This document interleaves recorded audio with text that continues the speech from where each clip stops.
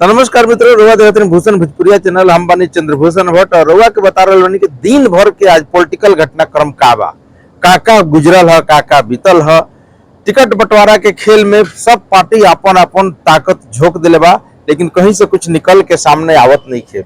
नेता से पूछ ली, जनता से पूछ ली, कार्यकर्ता से पूछ ली, सब कंफ्यूज। आपन आपन डफली, आपन आपन राग, एक दूसरा के साथ लोग आलाप रहा है, लेकिन केहू के पास कुछ भी खबर नहीं के जो सच्ची सटीक और सच्चाई से कह सके कि हाँ ये हो रहा बा। महागठबंधन जिधर कंफ्यूज बा, वैसे ही एनडीए में भी कंफ्यूजन बरकरार बा। टिकट बंटवारा भी यही बीच जारी बा। सिंबल लगातार धरले से दिहल जा रहा बा। सब पार्टी के द्वारा लगभग टिकट कांग्रेस छोड़ के दिहल जा रहा बा। लेकिन बिहार की सियासी लड़ाई में चल का रहा बा। बिहार कहाँ जाई, सियासत कहाँ आई। राजनीति के इतिहास में पहली बार ऐसे भइल बा कि चुनाव के घोषणा हो चुकल बा, मात्र 2 दिन नॉमिनेशन के समय बच चुकल बा और अब तक पार्टी सीट के घोषणा ही नहीं के कि कौन सीट पर के आदमी बा, कौन सीट पर कौन आदमी नहीं के। मतलब आधिकारिक तौर पर भी तो घोषणा नहीं के भइल। यही उहापोह में पूरा बिहार और बिहार की जनता और वोटर सब फंसल बा। लेकिन पार्टी तो पार्टी अपनी अपनी कंपनी चलानी है, तो अपनी अपनी कंपनी चल रही है। अब हम बात करेंगे महागठबंधन की, बात करेंगे एनडीए की, बात करेंगे प्रशांत किशोर की और बात करेंगे प्रधानमंत्री की। आज प्रधानमंत्री भी युवाओं अपने बूथ कार्यकर्ताओं के साथ मीटिंग किए हैं, बात किए हैं, उस पर भी बात करेंगे। तो पहली बात करते हैं महागठबंधन पे। महागठबंधन का सीट अब भी पेच में फंसा हुआ है। कांग्रेस अब तक एक भी टिकट और सिंबल नहीं बटा है। आरजेडी इधर आलोक मेहता से लेकर शक्ति यादव से लेकर के शहाबुद्दीन के बेटे ओसामा, उनको भी टिकट चुनाव मैदान में उतार चुकल बा। लगभग आरजेडी 50 से अधिक टिकट लगभग बांट चुकल, लेकिन कांग्रेस कुछ ना, अभी वहापो के स्थिति में बा। मुकेश सहनी की बात करब तो पता चलता है कि 18 सीट उनका के दिहल गई बा, लेकिन वही आधिकारिक घोषणा नहीं के भइल। सीपीआई माले 18 सीट पर अपन कैंडिडेट भी उतार दिलस, नॉमिनेशन भी हो गई। आज दिव्या प्रकाश के नॉमिनेशन हो गई दीघा से, ऐसे कई गो प्रत्याशी का नॉमिनेशन हो गई, भाजपा से भी नॉमिनेशन भइल बा। तो सीपीआई एमएल और माले सब मिलाकर के अपन अपन राग और अपन अपन डपली आलाप रहल बा। सच्चाई क्या बात समझ ली। कांग्रेस और आरजेडी के बीच अभी समझौता नहीं के भइल। आरजेडी चाहता है कि 147 सीट पर लड़ी, कांग्रेस चाहता है कि आप 138 सीट पर लड़ी है।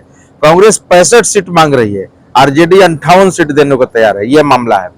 मुकेश सहनी को तेजस्वी के द्वारा बोल दिया गया है कि आपको 18 सीट दिया जाएगा। ये खबरें सूत्र के मुताबिक आ रहल बा, एकदम विश्वस्त सूत्र बा। दूसरा तरफ अगर सीपीआई एमएल के बात करता है 18 सीट पर, तो माले अपन उम्मीदवार उतार दिलस। बाकी जो सीपीआई और सीपीएम के कैंडिडेट उ लोग भी अपन अपन उतार रहल बा, ओहू पर भी तय नहीं के भइल। कांग्रेस चाह रहल बा कि तीनों मतलब भाकपा, माले, सीपीआई और सीपीएम सब मिला के 40 सीट पर ही चुनाव लड़े। यही में पेशो पेश में पूरा फसल बा। दूसरा तरफ देखिए कि कांग्रेस जैसे ही राजेश राम शकील अहमद आज पटना एयरपोर्ट पर शाम के लैंड कैलहन, वैसे ही मारपीट जम के मारपीट भइल टिकट बंटवारा के लेके। विक्रम से भी लोग नाराज होकर आयल रहे, बहुत जगह कार्यकर्ता से लोग नाराज होकर आयल रहे। कांग्रेस के दफ्तर में भी काला पट्टी बांध करके वैजा भी नारेबाजी हंगामा हो रहा बा। ई बा महागठबंधन के खबर दिन भर के। अब दूसरा तरफ चली एनडीए के टोला में। एनडीए के टोला में रह जाए तो बीजेपी अपन सीट पर कैंडिडेट दूसरा सीट भी जारी कर दिलस। आज 14 लोगों के लगभग सीट जारी कल बा, जो में मैथिली ठाकुर से लेकर आईपीएस जो रिटायर वीआरएस से लेकर आईपीएस आए थे आनंद मिश्रा, जिनको लोकसभा में उतारना था बक्सर से, वो नहीं उतारे तो उसको विधानसभा में बक्सर से मौका मिला है। और लोक गायिका फेमस, जो कम उम्र में लेकिन बेहतरीन अदाकारी के मास्टर और लोक संगीत के बड़े नाम, उनको टिकट दे दिया गया है अलीनगर से। ये पूरा खेल बीजेपी के साथ चल रहा है। दूसरे तरफ एक तरफ बीजेपी टिकट बंटवारा कर रही है, तो दूसरे तरफ उनके पार्टी दफ्तर में ही विरोध लगातार जारी हो रहा है। चाहे रामसूरत राय के समर्थक हो, बुच्चा के समर्थक हो, सब लोग अलग अलग विधानसभा क्षेत्र से आकर के हंगामा जारी किया है। लगातार चल रहा बा। कल से लेकर आज तक धरना प्रदर्शन पार्टी में बैठ के चल रहा बा और पार्टी के सब बड़े बड़े नेता दफ्तर छोड़ के अपना अपना आवास से बैठ के मीटिंग कर रहा बा। उधर उपेंद्र कुशवाहा कल रात से ही नाराज रहन, आनंद फानन में सब नेता बड़का बड़का गेलन उपेंद्र कुशवाहा के घरे मनावे खातिर। उपेंद्र कुशवाहा नाम मनलन, आज सुबह में बयानों दे दिलन कि एनडीए में ऑल इज वेल नहीं है। जब उनका के दिल्ली लेके गल अमित शाह से मिला गल, नित्यानंद राय साथ में गलन, तब जाके अमित शाह कुछ आश्वासन दिलवन कि एगो राज्यसभा के सीट भी रवा के दियाई। चूँकि अप्रैल 2026 के अप्रैल में राज्यसभा के इनकर समाप्त हो रहा बा, तो यही खातिर नौटंकी खातिर कूद फान करत रहन। तो ओकर सीट तय हो गई बा कि रवा के राज्यसभा को भेजल जाए, एगो एमएलसी भी दियल जाए। तो उपेंद्र कुशवाहा अब कहत रहन कि ऑल इज वेल है, मतलब बात लगभग बन गई बा। मांझी कह रहे हैं कि जैसे नीतीश कुमार जी चिराग के 4 गो सीट पर अपन सिंबल दे के उम्मीदवार उतरल हन, तो हमू चिराग के सीट पर बोध गया से और मखदूमपुर से उतारब। तो ये एगो अलग खेल चल रहा बा। चिराग पासवान भी आज 14 लोगों के सूची जारी कर दिल बन, जो नाम गोविंदपुर से लेकर के राजू तिवारी से लेकर के तमाम लोगों को हमें नाम बढ़ुए। मांझी अपन सीट दे चुकल बन, उपेंद्र कुशवाहा अभी तक सीट नहीं खन दिले, लेकिन थोड़ा देर में सीट वो जारी कर दें, आज उनको भी जारी हो जाए। मांझी पूरा परिवार के लड़ा रहा बन, उपेंद्र कुशवाहा पत्नी बेटा खातिर लड़ाई कर रहा बन। देखिए कहाँ बा, बीजेपी कहता है कि हम वंशवाद और भाई भतीजावाद से कोसों दूर बा, नीतीश जी कहता हैं, लेकिन इनकर गठबंधन के घटक दल भाई भतीजावाद और परिवारवाद में घोर रूप से डूबल बा। ये कहानी बढ़ुए एनडीए के। अब एनडीए के कहानी रुआ देख लेनी, एक टिकट जारी हो गई। आज जेडीयू भी अपन सीट लगभग जारी कर दिले बा, 58-50 से ऊपर सीटों पर कैंडिडेट उतरले बा। दूसरा सीट भी जल्दी आवे वाला बा, तो जेडीयू का भी आ गई, उपेंद्र कुशवाहा के भी आ जाए, मांझी के भी आ जाए, और बीजेपी तो लगातार 2 सीट जारी गई बा। लेकिन अभी भी पेच फसल बा कि कहाँ से 2-4 सीट के उन्हें फसल बा, जो बैठ के सुलझा रही बानी, बात सुलझा लियल जाए, ये बात लगातार हो रहा बा।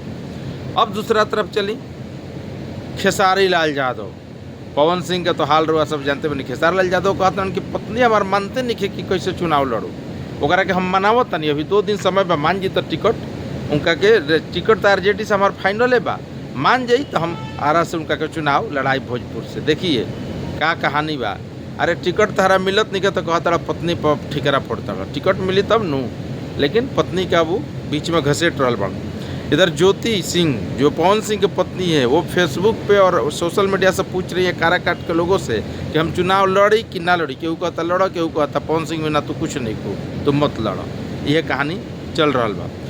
तीसरे तरफ बात जब हम करते हैं प्रशांत किशोर के, तो प्रशांत किशोर में लगातार टिकट का बंटवारा हो रहा बा, और दूसरे तरफ विरोध प्रदर्शन जारी बा। चेतना जाप जिनको ताम झाम के साथ लेके आया गया था, बहुत ही पढ़े लिखे, बहुत कार्यकर्ता, बहुत पैसे वाले, और उन लोगों को टिकट नहीं मिला, तो चेतना जाप कल से नामांकन निर्दलीय के रूप में भरेंगी। मनीष कश्यप का भी सीट फंसा हुआ है। इस तरह से तमाम अड़चन, और प्रशांत किशोर पर लगातार आरोप लगाता कि हमने के साल भर मेहनत करी जा, 3 साल से पैदल यात्रा करनी, हजारों कार्यकर्ता बनानी, कोई 65,000 कार्यकर्ता कहता, कोई 60,000 कहता, फार्म बनानी, कार्ड बनानी, हमने का टिकट ना मिलल, पैराशूट से दूसरा जगह से आके लोग टिकट ले ले, तो उनको आरोप लगाता। आरोप से कोई वंचित नहीं किया बिहार के राजनीति में। और ये सब होला टिकट बंटवारा के समय, झगड़ा, मारपीट, लड़ाई, हंगामा, नारेबाजी सब होते रहेला, ये राजनीति के हिस्सा बा। अब चली प्रधानमंत्री जी, आदरणीय प्रधानमंत्री जी आज भारी भरकम 243 विधानसभा के बूथ कार्यकर्ताओं के साथ बीजेपी के मीटिंग किए हैं, और उन लोग को संदेश दिए हैं कि बीजेपी जो पूरे जंगल राज की कहानी बता रही है, खासकर 18 साल से 45 वर्ष के युवाओं के बीच में, उसको आप बेहतरीन रूप से प्रचार प्रसार करिए। अपने कार्यकर्ताओं की संदेश दिला प्रधानमंत्री मोदी जी कि बेहतरीन रूप से प्रचार प्रसार करिए, उनको बताइए कि ये राज फिर से दोबारा लौट के ना आए, जहाँ पे ट्रेन से डीजल की चोरी होता था, ट्रेन से कोयला की चोरी होता था, अपहरण होता था, लूट होता था, मारपीट होता था, हंगामा होता था।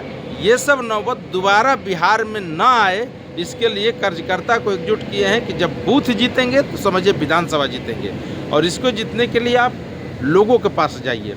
अभी 2 लगातार त्यौहार हैं, भैया दूज से लेकर के छठ से लेकर के दीपावली तक, इस सभी त्योहारों को लोकतंत्र के उत्सव के रूप में मनाएं। सब लोगों से मिले, अधिक से अधिक लोगों से मिलजुल करके, और ये बात बताएं किसी तरह लालू की पार्टी सत्ता में नहीं आना चाहिए। इसको रोकने के लिए तमाम जुगत में बीजेपी लगी हुई है एकजुटता के साथ।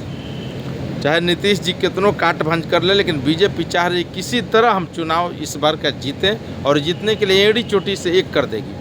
आज जैसे उप मुख्यमंत्री विजय सिन्हा के नॉमिनेशन भेल तो दिल्ली से मुख्यमंत्री आ गई, तो लगातार कल उत्तर प्रदेश के मुख्यमंत्री योगी आदित्यनाथ आ रहे हैं, लगातार सम्राट चौधरी का कल नॉमिनेशन है। तो सारे बड़े नेता जो भी बीजेपी स्टेट के बड़े नेता हैं, केंद्र के मंत्री हैं, मुख्यमंत्री हैं, सब लोग एक एक पार्टी के एक एक लोगों के नॉमिनेशन में शामिल होगा। खास करके एनडीए के रामकृपाल यादव भी कल नॉमिनेशन करेंगे।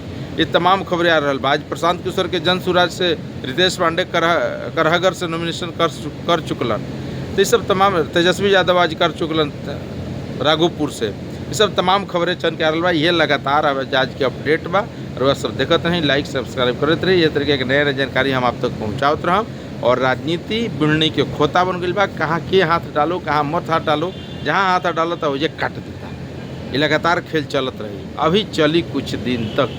तो सब कन्फ्यूज मत होई, कार्यकर्ता नेता भले कन्फ्यूज हो जाए, जब वोटर के कन्फ्यूज नहीं के हो जानते नहीं कि करा के हमारे देवे के बाद अपन उम्मीदवार चुनी, सीट में वोट मारी, आराम करी, तबे लोकतंत्र के पर्व में हिस्सा जरूर लिए। धन्यवाद। रोआ सब देखते रही भूषण भोजपुरिया चैनल के, लाइक सब्सक्राइब जरूर करते रहिए।